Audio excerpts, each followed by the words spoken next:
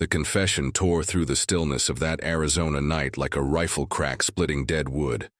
She stood there, this Apache woman who had been stealing from his stores for weeks, her eyes holding the kind of hunger that had nothing to do with empty bellies, and she said it plain as day. She hadn't known a man's touch in 6 months, hadn't felt wanted or needed, or even seen as anything more than a piece to be moved across the board of tribal politics. Elias Thorne, 25 years old and feeling every bit as ancient as the Red Rock Canyon surrounding his failing ranch, understood that kind of starvation better than he cared to admit. 8 months. That's how long it had been since his father had succumbed to the sickness that swept through the territory, leaving Elias alone on this patch of defiant earth. 8 months of work that ground his hands raw and left his heart a barren thing, beating out of habit rather than purpose. The isolation had carved itself deep into his bones, turning him into something half-wild, a creature of routine and silence. The ranch itself was a testament to decay, fences leaning like drunkards, the barn roof showing patches of sky through rotted wood.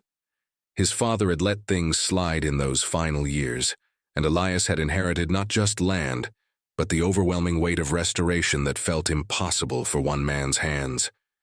Then came the morning that split his world clean in two.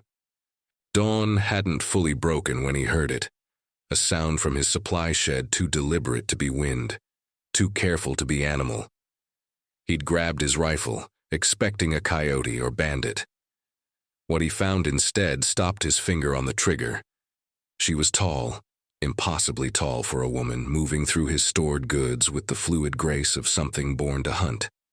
Their eyes met across that dusty shed, and Elias felt something in his chest crack open. Her eyes held a haunted emptiness that mirrored his own soul, with such perfect clarity that he might as well have been staring into water showing his own reflection. She returned 3 nights later, and this time Elias was waiting, not with his rifle raised in threat, but sitting on the porch steps of his sagging house, a lantern burning low beside him, casting shadows that danced across the dust like spirits testing the boundary between worlds. He'd known she would come back.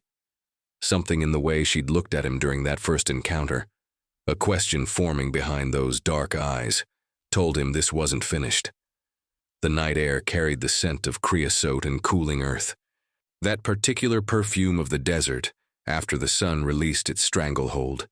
He heard her before he saw her, the softest whisper of movement that most men would miss, but he'd learned in these months of solitude to listen to the language the land spoke when it wanted to be heard. She emerged from the darkness like smoke taking form, her tall frame moving with that same predatory grace, but this time there was caution mixed with curiosity.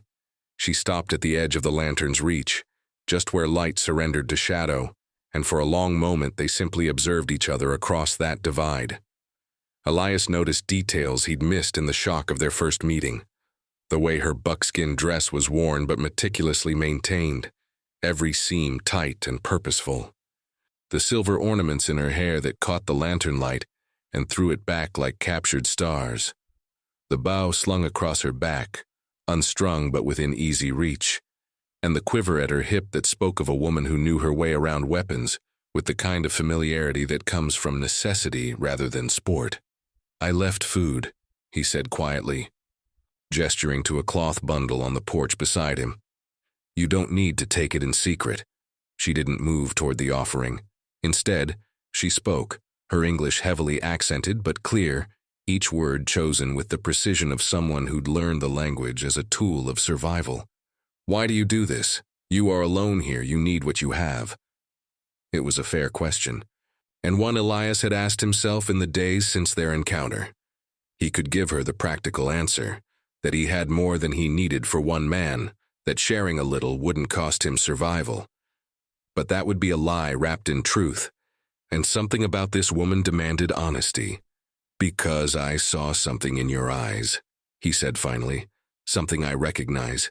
She tilted her head slightly, studying him with an intensity that felt like being weighed and measured against some internal standard he couldn't see. "What do you see?" "Someone who knows what it's like to be alone even when you're not supposed to be." The words hung in the air between them, and he watched something shift in her expression, not softening exactly, but a lowering of guard. Like a door opening just a crack to let a sliver of light through. She moved then, stepping into the lantern's full glow, and he saw her clearly for the first time. She was younger than he'd thought, probably no more than 23 or 24, but her face held the kind of weathering that comes from hardship rather than years. There was a scar along her left forearm, pale against her copper skin, and her hands bore calluses that matched his own. "My name is Usinhata," she said, and the name rolled off her tongue with a musicality that English couldn't capture. "It means shadow of the earth." "Elias," he replied simply. "It doesn't mean anything except what my mother liked the sound of." Something that might have been the ghost of a smile touched her lips. Gone so quickly he couldn't be sure it had been there at all. She moved closer, her steps deliberate, and settled herself on the porch steps with a distance between them that was careful but not hostile, close enough to talk, far enough to flee if needed. "You are Chiricahua?" he asked, though he already knew the answer. He'd learned enough in his years here to recognize the markers of the different Apache bands. "I was," she said, and there was a weight to that past tense that spoke volumes. "Now I am something else, something without a name." She reached for the bundle of food, unwrapping it with efficient movements, and he saw dried beef, cornmeal cakes, and preserved fruit. Things he'd prepared specifically thinking of what would travel well and provide strength. She didn't eat immediately, just held one of the cornmeal cakes in her hand, looking at it like it was a puzzle she was trying to solve. "6 months ago, my husband died," she said suddenly, her voice flat in the way people speak when they're trying to keep emotion locked behind walls. "He was a warrior, respected, strong. He died fighting the Mexican soldiers who came into our land." Elias stayed quiet, sensing that this was a story that needed space to unfold at its own pace. "In my clan, when a warrior dies, his brother has the right to claim his widow, to keep the bloodline strong, to maintain the family ties." Her fingers tightened on the cornmeal cake, crumbling its edges. "Tokashi is my husband's brother. He is.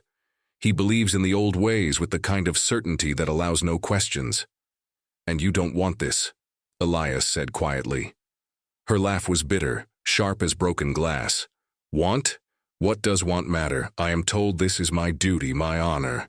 I am told I should be grateful that he would take a woman who has proven she can bear no children after 2 years of marriage." She looked at him then, and the pain in her eyes was so raw it felt like a physical blow. "They watch me. They wait for me to submit. And I steal from a white rancher because it is the only thing I can control." The confession settled between them like a living thing, and Elias understood then why she kept returning. It wasn't about the food at all. It was about the choice, the small, defiant act of deciding her own path, even if that path was just determining which night she would risk theft and which night she would stay away. "How long will they wait?" he asked. "The ceremony was supposed to happen yesterday," she said flatly. "I refuse to attend. Now they will come for me, force me if they must. Tokashi believes he is being patient, giving me time to see reason." She finally bit into the cornmeal cake, chewing mechanically. "There is no more time to give."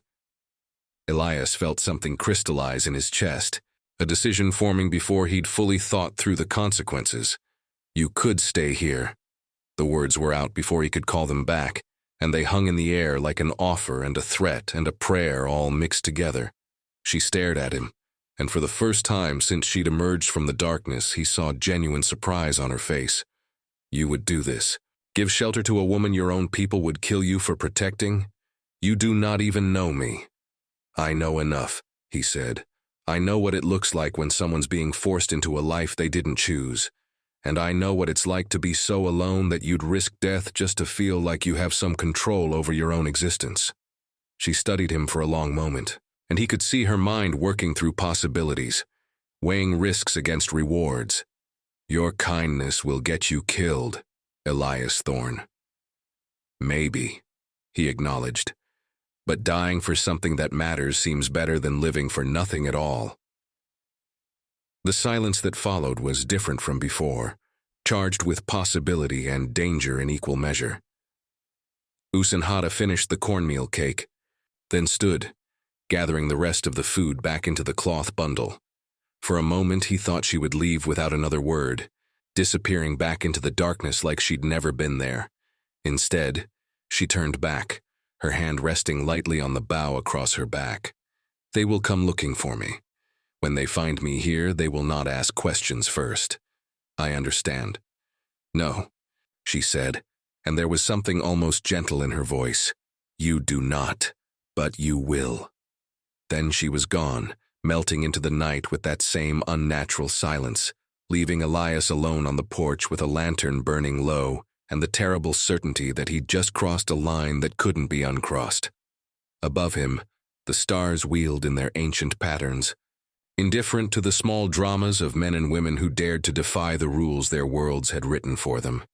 He sat there long after she'd gone, listening to the night sounds, the distant cry of a coyote, the rustle of wind through dry grass, the settling sounds of his aging house, and underneath it all, the steady thunder of his own heartbeat, reminding him that he was still alive, still capable of feeling something beyond the numbness that had become his constant companion. When he finally went inside, he didn't lock the door.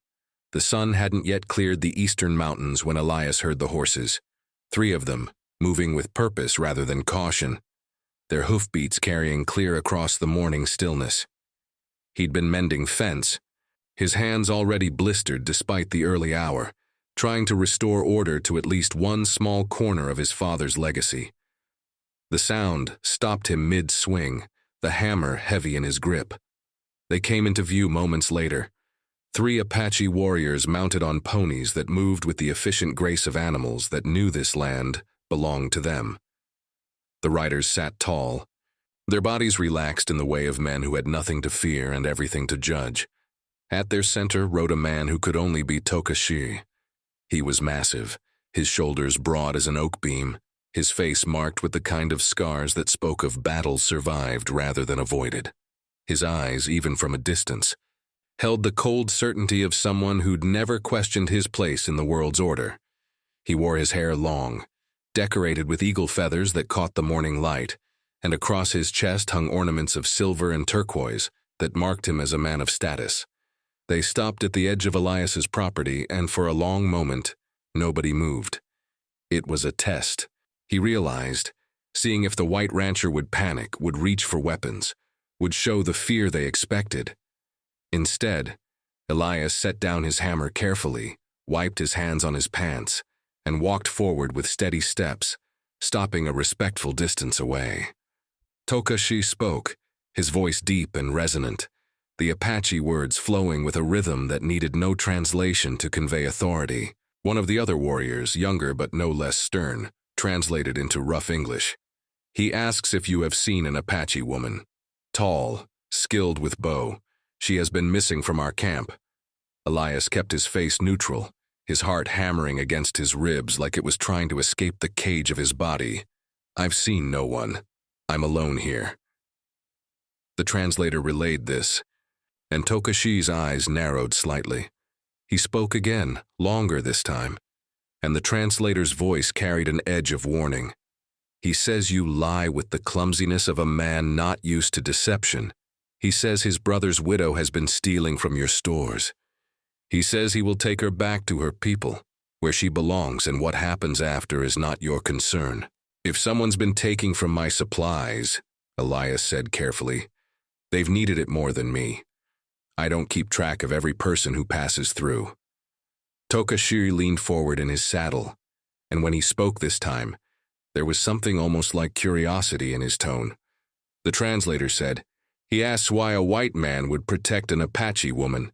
He asks what you want from her." The question hung in the air like a blade suspended by thread. Elias knew that his answer here would determine whether he lived or died, whether Usanhata remained free or was dragged back to a life she'd fled. He thought about lying, about denying everything, but something in Tokashi's eyes told him the warrior would know. "I want nothing," Elias said quietly, "except maybe to give someone a choice they didn't have before." The translation seemed to puzzle Tokashi. He and his companions exchanged words in their own language, rapid and intense, before the lead warrior fixed Elias with a stare that felt like being measured for a grave. He says choice is a luxury of people who have not earned the right to their place. He says his brother's widow has obligations to her clan, to her blood, to the old ways that kept the Apache strong when your people were still learning to walk upright. The translator paused, then added with his own venom, "He says, if you interfere, you will learn what it means to stand between an Apache warrior and his rightful claim." Then they were gone, wheeling their horses with practiced ease, disappearing back toward the mountains with a speed that seemed impossible for the rough terrain. Elias stood alone in the settling dust, his hands shaking now that the immediate threat had passed, knowing that he'd just been given a warning that wouldn't be repeated. He didn't have to wait long for Usinhada to appear. She emerged from the barn where she'd clearly been hiding, her bow strung and ready, her face tight with an emotion he couldn't quite read. "You should have told them you never saw me," she said, her voice rough. "You should have lied better." Would it have mattered? She was quiet for a moment, then shook her head. "No, Tokashi knows I have been here. He can read sign the way you read the scratches you call writing. He knows I have been watching you, and now he knows you have been protecting me." She moved closer, and he could see tension in every line of her body. This changes everything. "How long before they come back? Tonight, tomorrow, soon?" She looked toward the mountains, and something in her expression reminded him of a trapped animal calculating impossible odds. "He will not come with 3 riders next time. He will bring enough warriors to make sure there is no question of the outcome." Elias felt his world narrowing to a point of terrible clarity. "Then we don't have much time." "Time for what?" "To figure out if you're staying or running, and either way, what we're going to do about it." She looked at him then, really looked at him, and he saw her measuring him against some internal standard he couldn't guess at. "Why do you do this? You do not know me. You owe me nothing. Your own people would call you a traitor for giving shelter to an Apache." "My own people left me alone on this patch of dust to figure things out for myself," he said. "And maybe I'm tired of being alone. Maybe I'm tired of living in a world where everything is already decided, where people don't get to choose their own paths because tradition or fear or the weight of history tells them they can't." "Those are pretty words, Ray," she said, but there was no mockery in her tone. "Pretty words do not stop arrows. They do not turn away warriors who believe they have been insulted." "No," he agreed, "but they're true words, and that's got to count for something." The rest of that day, they worked in a silence that was charged with awareness and impossible questions. Usinhada moved through his property with the efficient grace he'd come to associate with her, taking stock of his defenses with the eye of someone who'd grown up understanding that safety was something you built with your own hands, rather than something guaranteed by walls and locks. She pointed out weaknesses in his perimeter, places where attackers could approach unseen, angles where his rifle wouldn't reach, the rotted boards in the barn that would collapse under weight. And as she pointed out each flaw, she suggested fixes, her hands already moving to implement solutions before he'd fully processed the problems. By late afternoon, they'd barricaded the most vulnerable approach routes, moved supplies into the root cellar where they'd be protected, and cleared sight lines around the house. It was the work of 2 people preparing for a siege, and the reality of what was coming settled over Elias like a weight he couldn't shrug off. When the sun began its descent toward the western horizon, painting the sky in shades of copper and blood, Usinhada stopped her work. She stood at the edge of his property, looking toward the mountains where her people waited, and something in her posture suggested a decision being made. "What will you do?" Elias asked quietly, coming to stand beside her but not touching, respecting the space she needed to think. "I have already done it," she said. "The moment I did not return to camp, the moment I let Tokashi see me here, I made my choice." She turned to face him, and in the dying light, her eyes held something fierce and bright and terrifying. "I am no longer Chirikawa. I am no longer bound by their laws. I am something else now, something that exists only in this place with this choice. And if they come for you, then they come, she said simply. And we will see if your pretty words and my arrows are enough to buy us the freedom we both seek. As night fell, they sat on the porch together, not speaking, just existing in the same space while the desert around them came alive with its nocturnal symphony. And somewhere in that darkness, Elias knew, warriors were preparing for a reckoning that would either forge something new or destroy everything they'd begun to build. He thought about his father, buried under Arizona dirt, who'd spent his whole life fighting to claim land that had never really been his to take. He thought about the future his father had imagined, a dynasty of thorns spreading across this territory, subduing it, making it submit to their vision of civilization. And then he looked at the woman beside him, her profile sharp against the star-filled sky, and realized that maybe the future worth fighting for was something his father had never imagined at all. She came to him 2 nights later, and this time there was no pretense of theft or negotiation. The house was dark, Elias lying awake on his narrow bed, listening to the night sounds and waiting for the attack he knew was coming. When he heard the softest scrape against his door, his hand went to the rifle beside him before he recognized the pattern of the knock. 3 taps, pause, 2 more. Their signal. He opened the door to find Usanhata standing in the moonlight, and even before he saw the dark bruise blooming across her cheekbone, he knew something had changed.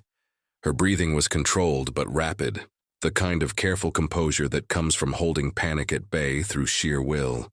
"They came to the place where I was hiding," she said without preamble.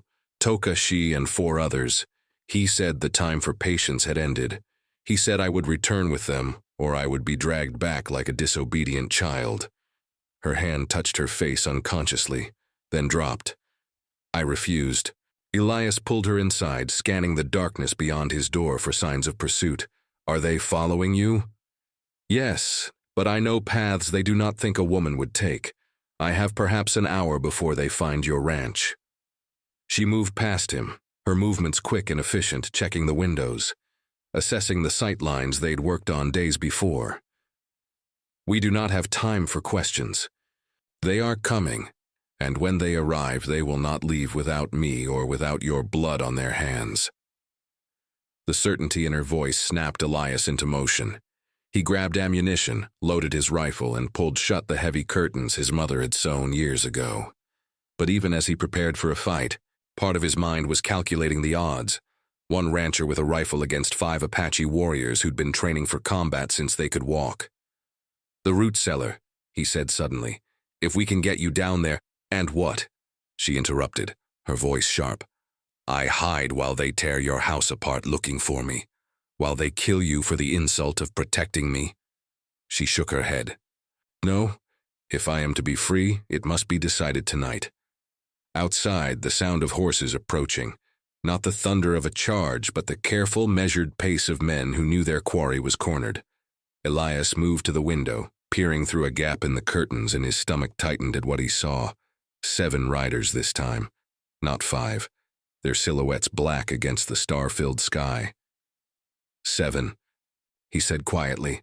"Tokashi brought reinforcements," Usanhata said, her voice flat. "He is not taking chances." The warriors stopped at the edge of the property, and Tokashi's voice rang out in Apache, strong and commanding. Usanhata translated without emotion, as if she were reading a list rather than her own sentence.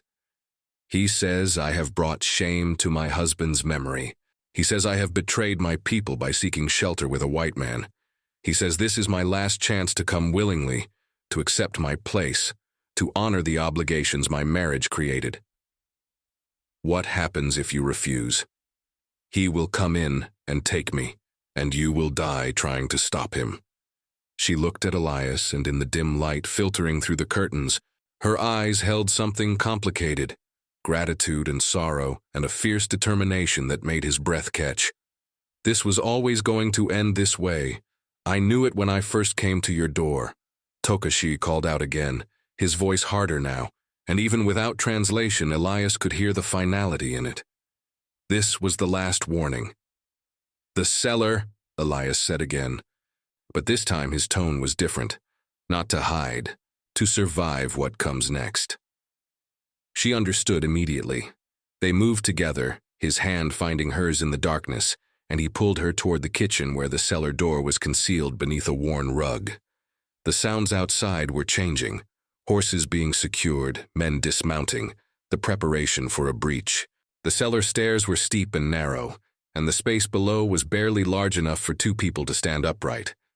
Elias had used it for storing root vegetables and preserves, and the air was cool and thick with the smell of earth and aging wood. He pulled the door shut above them just as the first heavy impact hit his front door. In the suffocating darkness of the cellar, pressed together in a space meant for storage rather than hiding, Elias could feel every breath Usanhata took, could smell the sage and smoke scent of her hair, could sense the tension vibrating through her body like a bowstring pulled taut.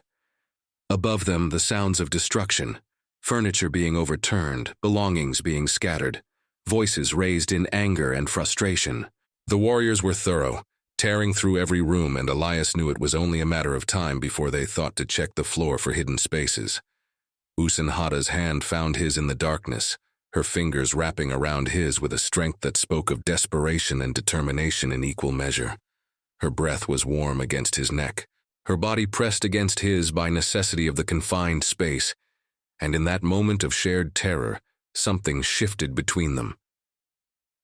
"If they find us," she whispered, her lips so close to his ear that he felt rather than heard the words. "You must let me go.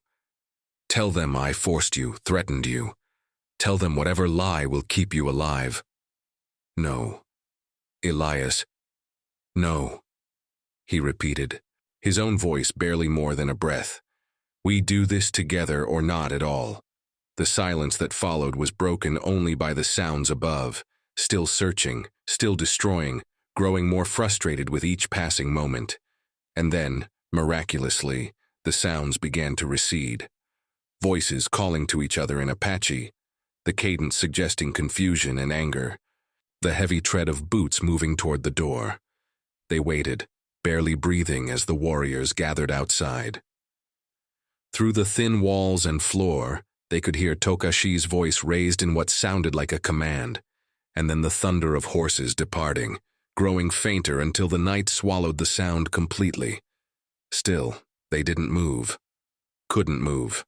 The relief was so intense it was almost painful, and in the aftermath of terror, in the darkness that had kept them hidden, Elias became aware of every point where their bodies touched. Her shoulder against his chest, her hip pressed against his thigh, her hand still gripping his like a lifeline. "They will come back," Usanhata said finally, but she didn't pull away. "They will search the surrounding areas, make sure I did not escape past them. When they find nothing, they will return." "Then we have time," Elias said, and he wasn't sure if he meant time to prepare or time for something else entirely.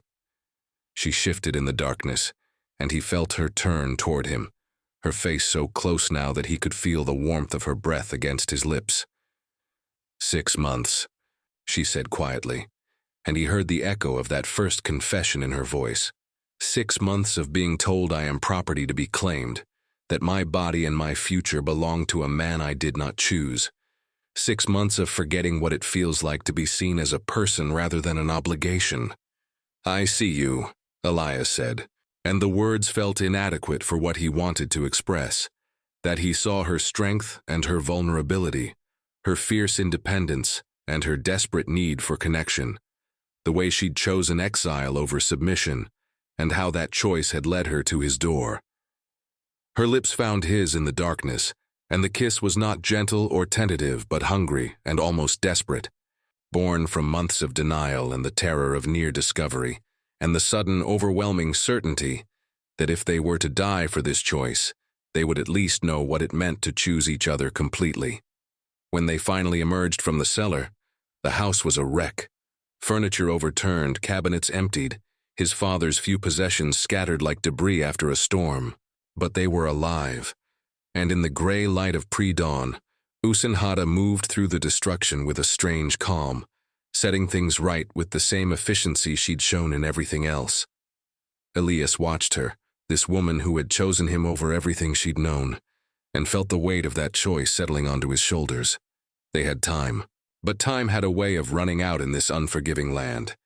And when Tokashi returned, because he would return, they would need more than luck and a hidden cellar to survive.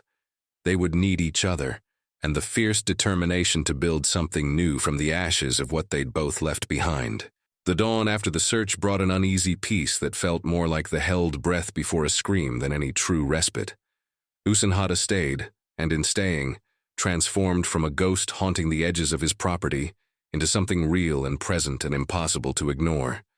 She moved through his days like she'd always belonged there, her hands finding work that his alone had never been able to accomplish. She taught him things his father had never bothered to learn. How to read the weather and the behavior of insects. How to find water where the ground looked bone dry. How to move through the land instead of against it.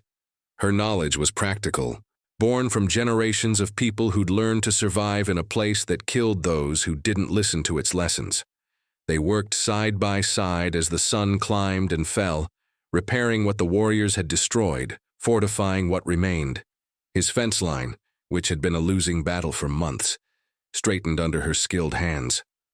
The barn roof, which had leaked like a sieve, was patched with materials she showed him how to gather from the land itself.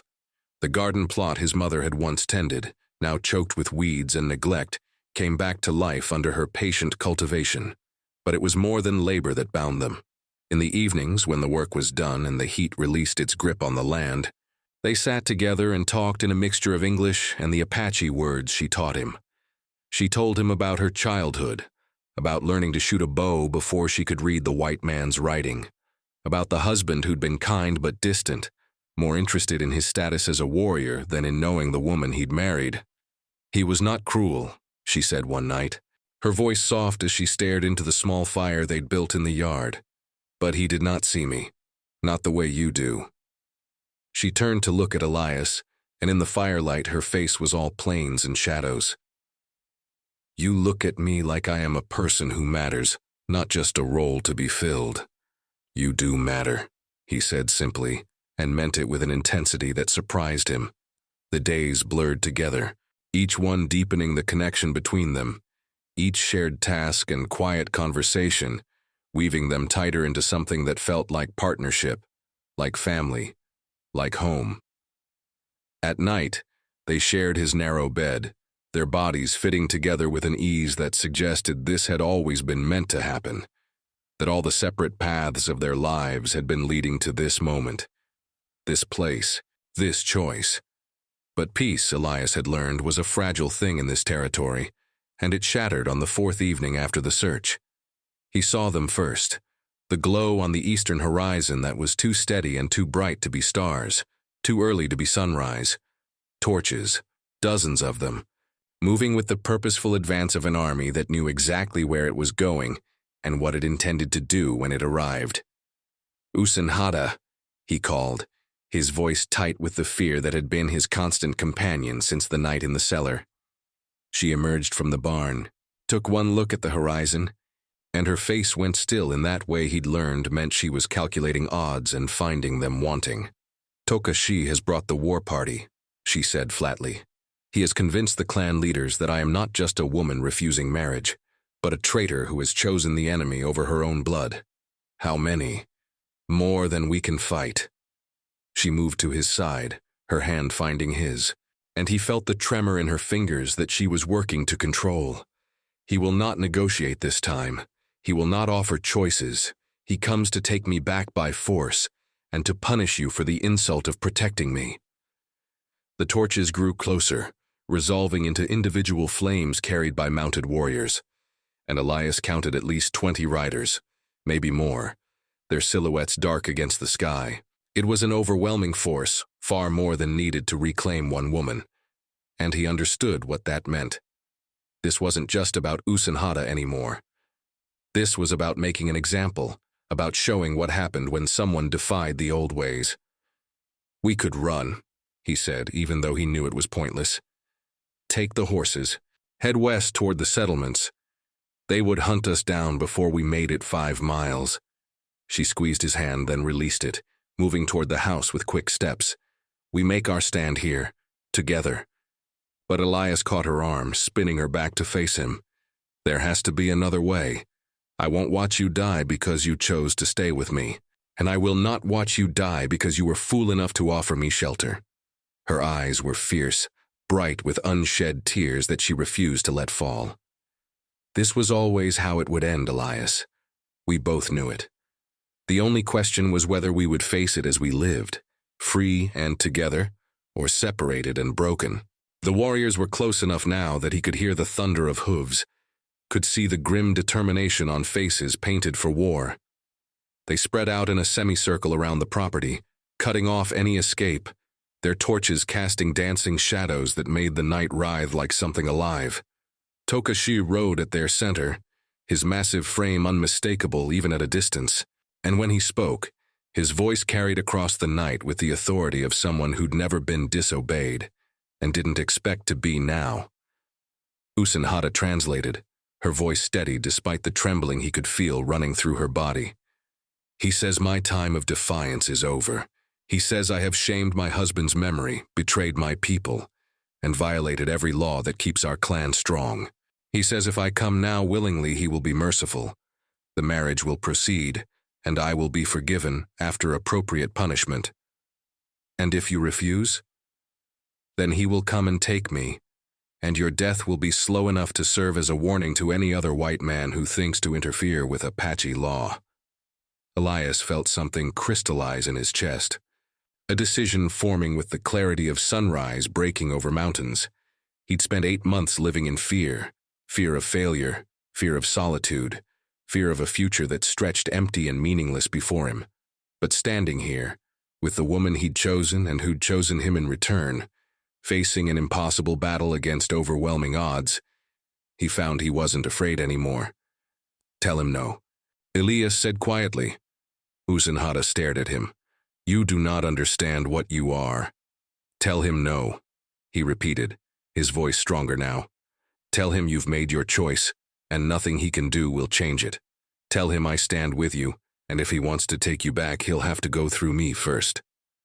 For a long moment she just looked at him, and he saw a war playing out behind her eyes, the part of her that wanted to protect him, warring with the part that had been desperate for someone to fight beside her rather than for her.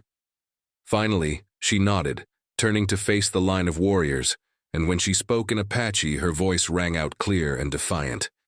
Tokashi's response was immediate and furious, his voice rising in what needed no translation to understand as rage and disbelief. The warriors around him shifted, hands moving to weapons, the torches casting their faces in demonic light. He says you are a fool, Usanhata translated. He says I have bewitched you with woman's tricks, and when you are dead, I will learn the cost of choosing desire over duty. Tell him one more thing, Elias said, and his voice was steady despite the hammering of his heart. Tell him that I know exactly what I'm doing, and I'd make the same choice 1,000 times over. Tell him she's not property to be claimed or a prize to be won. Tell him she's a person, and she's chosen her own path, and that's worth dying for. Usanhata's translation seemed to hang in the air like a challenge, and for a heartbeat nothing moved. Then Tokashi raised his hand, and the warriors began to advance, their circle tightening like a noose, and Elias knew that the moment of words had passed. What came next would be decided in blood and fire. But as he stood there, Usanhata's hand finding his in the darkness, their fingers intertwining with a grip that spoke of shared determination and desperate hope, he felt something he hadn't experienced since before his father died. Purpose. Not the dull obligation of maintaining what had been, but the fierce commitment to creating something new, something worth fighting for, something that could only exist because two people had been brave enough or foolish enough to choose each other over everything their worlds had told them they should be. The first warrior dismounted, knife drawn, his face set in grim determination, and Elias raised his rifle, knowing that once he pulled that trigger, there would be no going back, no negotiation, no mercy from either side. Together, Usinhata whispered beside him, and he heard the promise and the farewell wrapped up in that single word. Together, he agreed, and squeezed the trigger. The shot cracked through the night like thunder, and the warrior who'd been advancing dropped, clutching his shoulder, his knife falling into the dust. The sound seemed to freeze everything for a heartbeat. The warriors halted mid-advance, Tokashi's face registering something that might have been surprise, and even the desert itself seemed to hold its breath. Then chaos erupted. Warriors rushed forward from 3 sides at once, their coordination speaking of men who'd fought together, who knew how to move as a single organism. Elias worked the rifle's lever, fired again, but there were too many coming too fast, and he knew with cold certainty that he couldn't stop them all.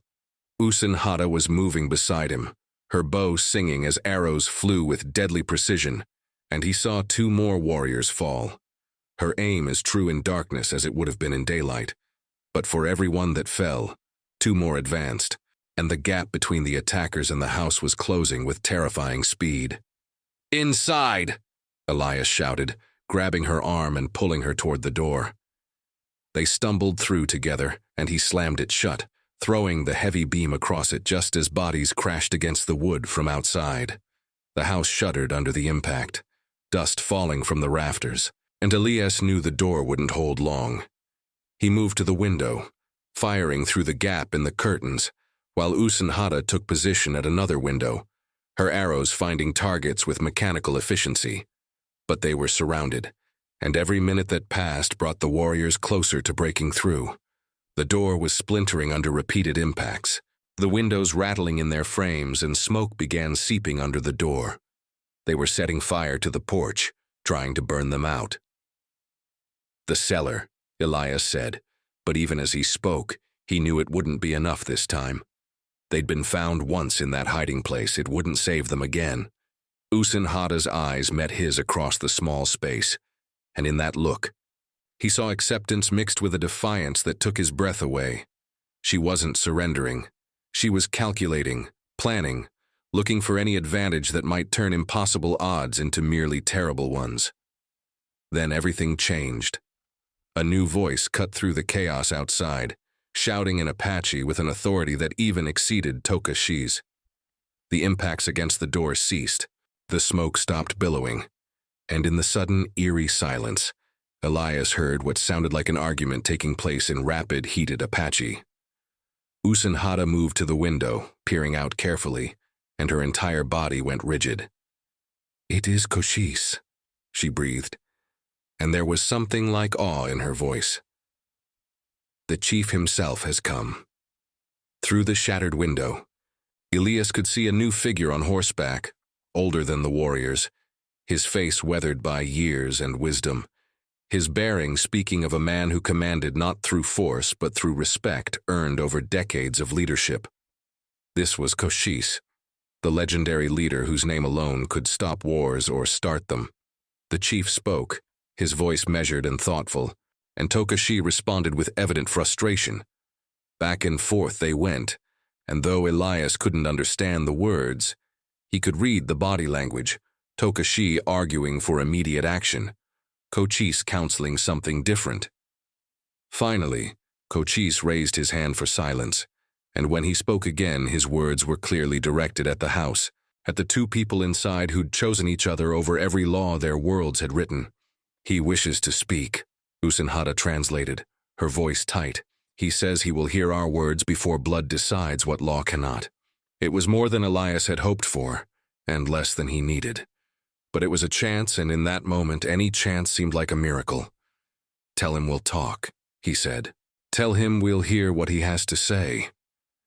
They emerged slowly, Elias with his rifle lowered but ready, Usinhata with her bow unstrung but within reach.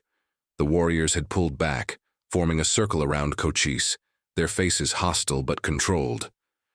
Tokashi sat his horse with barely contained fury, his hands white-knuckled on his reins. Cochise regarded them both with eyes that seemed to see past surface and into soul. When he spoke, his voice was thoughtful, almost gentle, and one of the younger warriors translated into English. "He says he has seen many things in his years as chief. He has seen the white man take our land, break treaties, kill our people. He has seen our young warriors fall to bullets and disease. He has seen the old ways crumbling as the new world pushes in from all sides. The translator paused. He says what he has not seen until tonight is an Apache woman and a white man willing to die together rather than be separated. Elias felt Usinhata's hand slip into his, their fingers intertwining openly now, a declaration that needed no words. He asks, the translator continued, what makes this bond worth more than tradition, more than clan obligation, more than the laws that have kept our people strong for generations beyond counting? It was Usinhata who answered, her voice clear and unwavering as she spoke in Apache, and though Elias couldn't understand all the words, he heard the passion and conviction in every syllable. She spoke for several minutes, and he watched Cochis's face, trying to read whether her words were landing or falling on deaf ears. When she finished, there was silence. Then Tokashi began to speak, his voice harsh and condemning, but Cochise cut him off with a single sharp word. The chief sat his horse, thinking, his eyes moving between Usinhata and Elias, as if weighing them against some internal measure. Finally, he spoke, and this time his words were directed at Tokashi, whose face grew darker with each passing moment. The big warrior tried to interrupt several times, but Cochis's authority was absolute, and eventually Tokashi fell silent, though his eyes promised murder. The translator turned to Elias and Usinhata. Cochise says he sees courage in both of you, the courage to choose a path that has no map, no tradition to guide it. He says Tokashi's claim is valid under the old laws, but the old laws were made for a world that is dying. He says he will not force Usinhata to return, but neither can she remain Chiricahua. From this moment, she is dead to her clan, her name stricken from the stories, her children, if she has them, born to no people. The words fell like stones, each one carrying the weight of finality. Elias felt Usinhata's grip tighten on his hand, felt the tremor that ran through her body, and understood the magnitude of what Cochise had just declared. She was free, but the cost was everything she'd been, everyone she'd known, the entire foundation of her identity. He says, the translator continued, that if you choose to stay together, you will face this world alone. No Apache will help you. No white settlement will fully accept you. You will be outcasts in both worlds, belonging nowhere but to each other. Cochise's eyes held something that might have been pity or respect, or both. He asks if this is truly what you want. Elias looked at Usinhata, saw the tears streaming silently down her face, saw the pain and the liberation mixed together in her expression. And then he saw her straighten, saw her lift her chin with the same defiance she'd shown from the first moment he'd met her, and he knew her answer before she spoke. Yes, she said in English, the word clear and final. Then she spoke in Apache, longer this time, and though he didn't understand the words, he understood the meaning. She was accepting exile, accepting the death of her old life, accepting the uncertainty of a future built on nothing but the choice they'd made together. Cochise nodded slowly, then spoke again, his words carrying the weight of judgment and blessing combined. The translator said, he says you have chosen your path.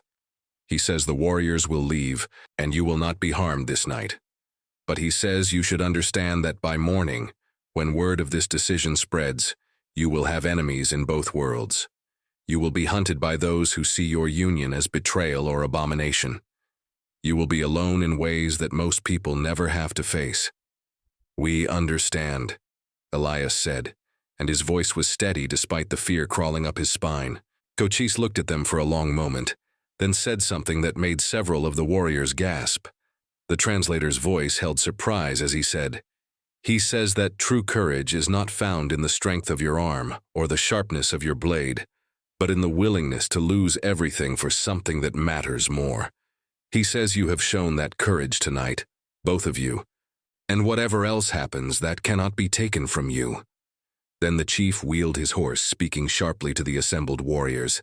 Tokashi remained for a moment longer, his eyes boring into Elias with hatred so pure it felt like a physical blow. But Cochise called to him again, and finally the big warrior turned his horse away, following his chief back toward the mountains. One by one, the other warriors departed, taking their torches and their weapons and their judgment, until Elias and Usanhata stood alone in the settling dust, surrounded by the wreckage of the battle and the smoldering remains of the life she'd left behind. She didn't move for a long time, just stood there with tears streaming down her face. And Elias understood that these were not tears of regret, but of grief for a death that was necessary, but still devastating. She was mourning the person she'd been, the identity she'd worn, the connections she'd severed to stand beside him. "Are you sure?" he asked quietly, giving her one last chance to reconsider, to call the warriors back, to choose the hard but known path over the impossible uncertainty they faced. She turned to look at him, and despite the tears, her eyes were clear. "I have never been more sure of anything in my life." 3 months had passed since the night the warriors came, since Cochise had pronounced his judgment, since Usanhata had become both free and nameless in the same breath. 3 months of building something from nothing, of learning to exist in the space between worlds, of discovering that exile could feel remarkably like home when you shared it with the right person. The ranch had transformed under their combined labor. The fences stood straight and strong, the barn roof no longer leaked, and the garden plot flourished with a mixture of crops that neither culture alone would have planted. Corn and beans beside the native plants Usanhata had cultivated, a marriage of traditions that created something entirely new. Elias stood on the porch in the early morning light watching his wife work in the garden. Wife, that's what she was. Though no preacher had blessed their union, and no tribal elder had performed any ceremony. They'd married themselves one night under a sky full of stars, speaking vows that mattered more for being witnessed only by the desert and each other. She moved with the same efficiency she brought to everything, but there was something different now. A softness in her movements that hadn't been there before. He'd noticed it over the past few weeks, the way she touched her stomach absently when she thought he wasn't looking, the careful way she lifted heavy objects, the unusual tiredness that sent her to bed earlier than her warrior's discipline typically allowed. She hadn't told him yet, but he knew. He'd grown up on a ranch. He understood the signs of new life, whether it appeared in livestock or in the woman he loved. And he waited, patient as the land itself, for her to find the words in her own time. It came that evening, as they sat together watching the sunset paint the sky in shades of copper and gold. She'd been quiet all day, more so than usual, and he'd given her space, understanding that some thoughts needed time to form before they could be spoken. "There is something I must tell you," she said finally, her hands folded in her lap, her eyes fixed on the horizon rather than his face. "Something that changes everything, or perhaps changes nothing. I am not certain which." "I'm listening," he said quietly. "I am carrying a child." The words were simple, stated with neither joy nor fear, just a fact presented for consideration. Our child. Elias felt something expand in his chest, a warmth that had nothing to do with the evening heat. "How long have you known?" 2 weeks, maybe 3. She finally turned to look at him, and he saw vulnerability in her eyes that she rarely showed. "I did not tell you because I was not sure how you would receive this news. A child is a great responsibility, a child who will belong to no people, who will be caught between worlds as we are." She trailed off, her uncertainty clear. He took her hands in his, feeling the calluses that matched his own, the strength in fingers that could shoot an arrow through a target at 50 paces, and could also coax the most delicate plants to grow. "A child is a blessing," he said simply.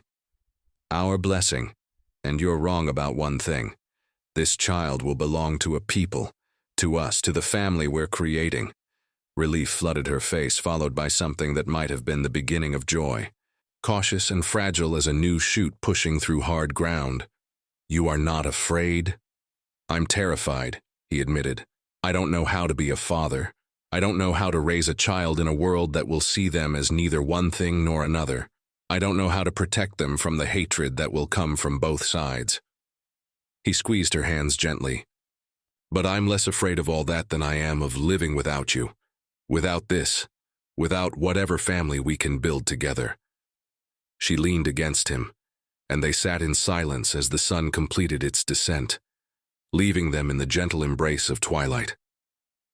And for the first time since the night of exile, Elias felt something that might have been peace. Not the absence of danger or uncertainty, but the presence of purpose strong enough to face whatever came. The following weeks brought changes both subtle and profound. Usinhata's body began to show the evidence of the life growing within her, and with it came a softening of the hard edges that warrior's training had carved into her being. She was no less capable, no less fierce, but there was a tenderness now that she allowed herself to show, a vulnerability that spoke of trust rather than weakness.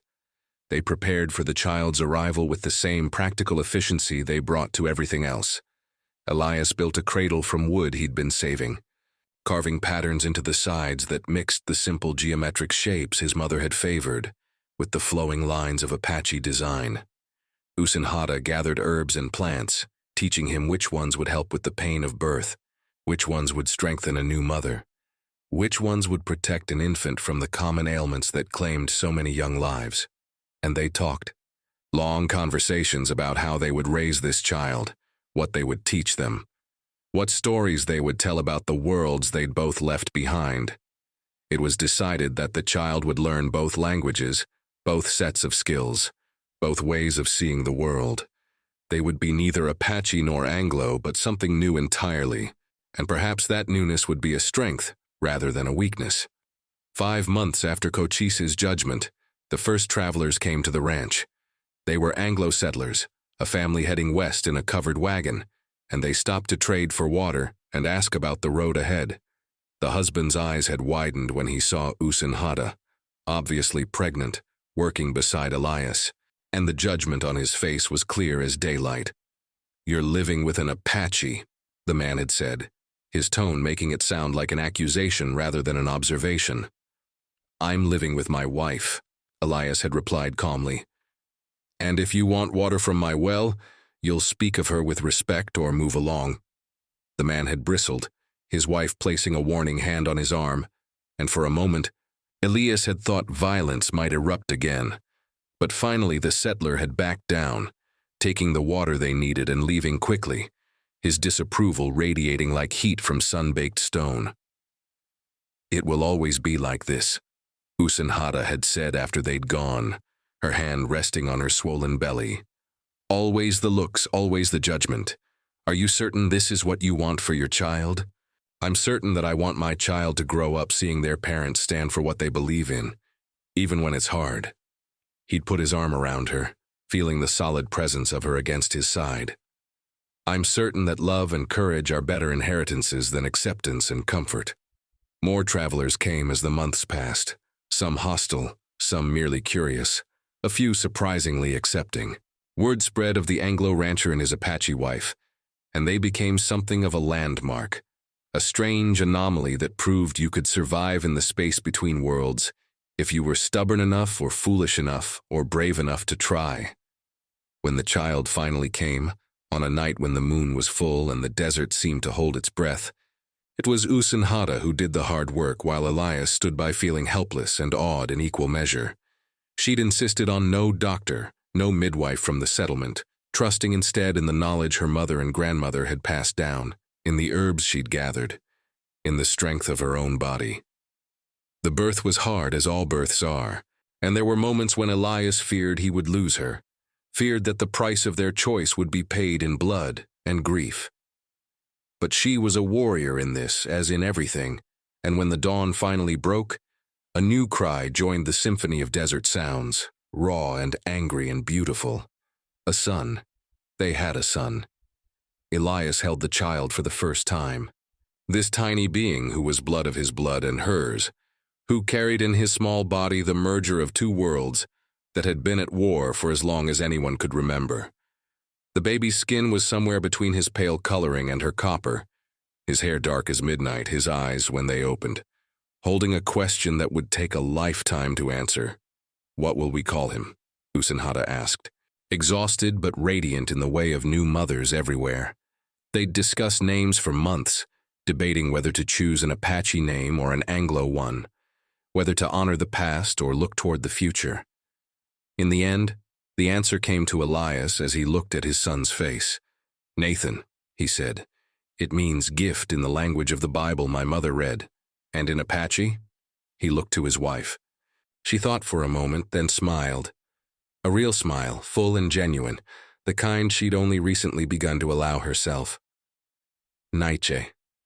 It means mischief maker, or the one who stirs things up." She touched the baby's tiny hand, watched his fingers curl around hers with instinctive trust. "Nathan Naiche, a gift who will stir things up. I think it fits." The weeks that followed were a blur of sleepless nights and tiny miracles, of learning to be parents while still learning to be partners, of discovering that love could expand to hold even more than they'd thought possible.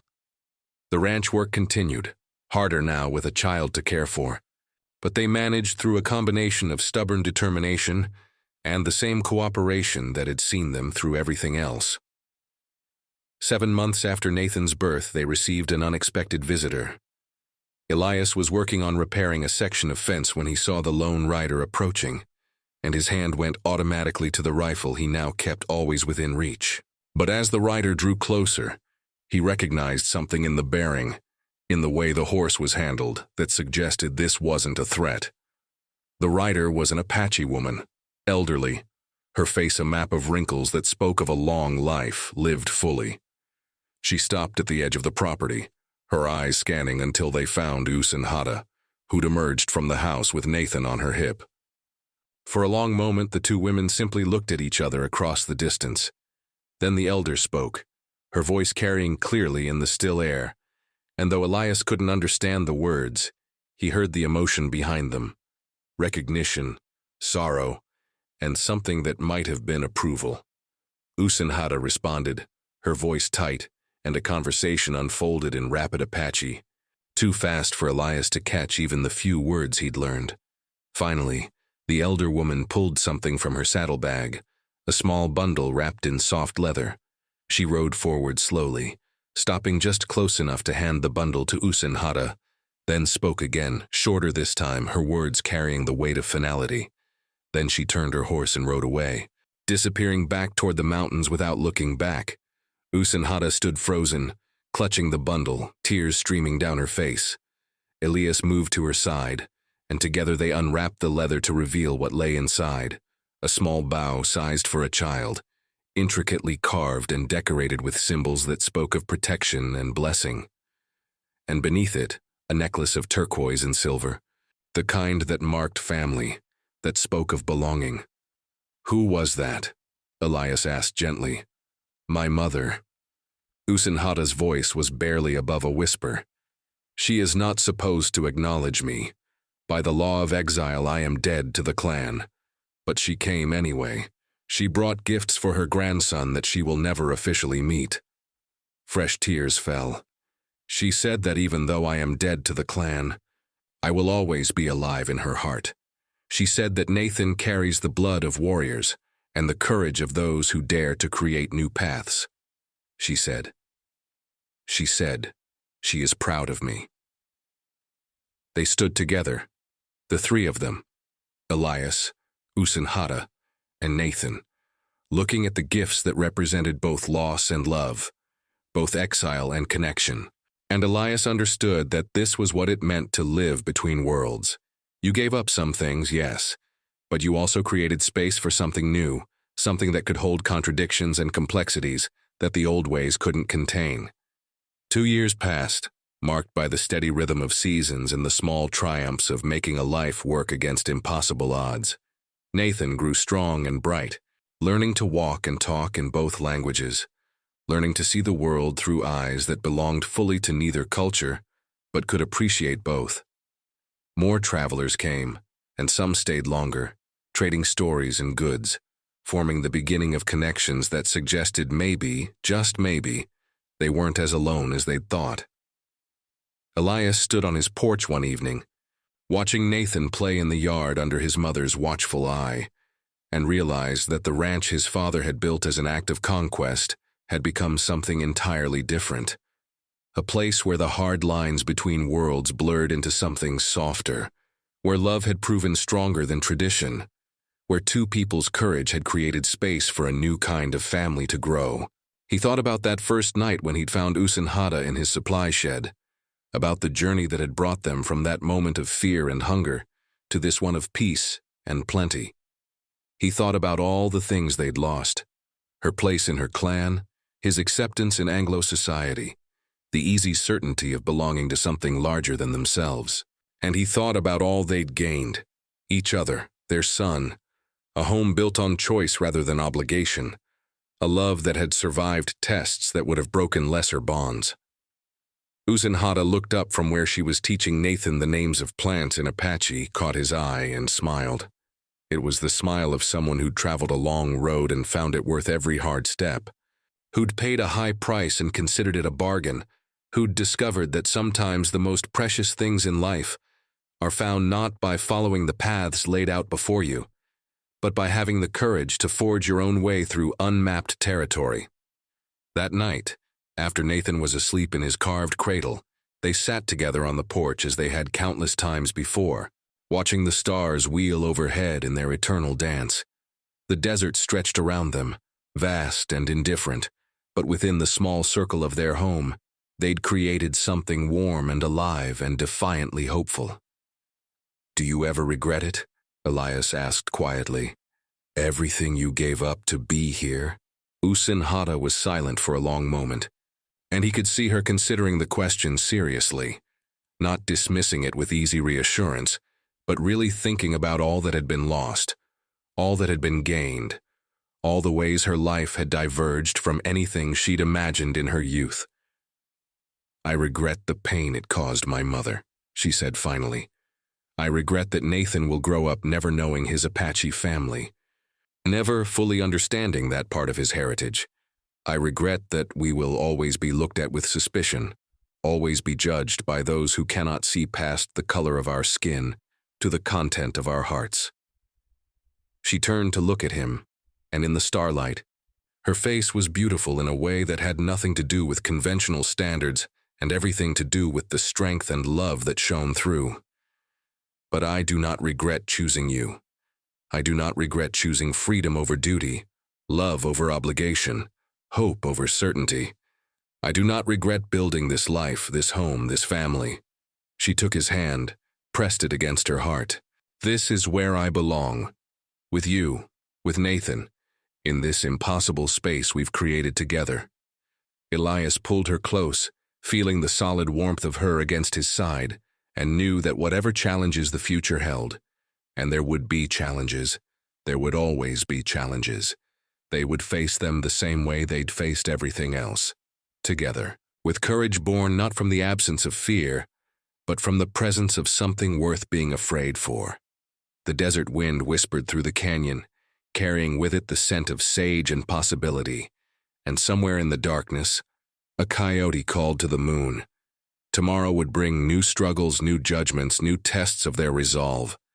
But tonight they were home, they were together, and they were living proof that love could thrive even in the harshest landscape. That courage could create possibility where none had existed before. That two people from different worlds could build something new that honored both their pasts while creating a future all their own. And that, Elias thought as sleep finally claimed him, was worth everything they'd endured, everything they'd sacrificed, everything they'd dared to hope for in the face of impossible odds. They'd started with nothing but a desperate choice and a shared hunger for freedom, and they'd built it into something lasting, something real, something that would outlive them both in the form of their son, and whatever children might come after. They'd found their home not in a place but in each other, and that was the greatest victory of all. If this journey moved you, tell us. From what corner of the world are you listening to this story? Drop a comment and share where you're from. And if you want to hear more tales of courage, love, and the human spirit defying all odds, Subscribe to the channel so you never miss another adventure. Until next time, remember that home isn't always where you start. Sometimes it's where you choose to build, against all odds, with someone brave enough to build it alongside you. Tentar novamente.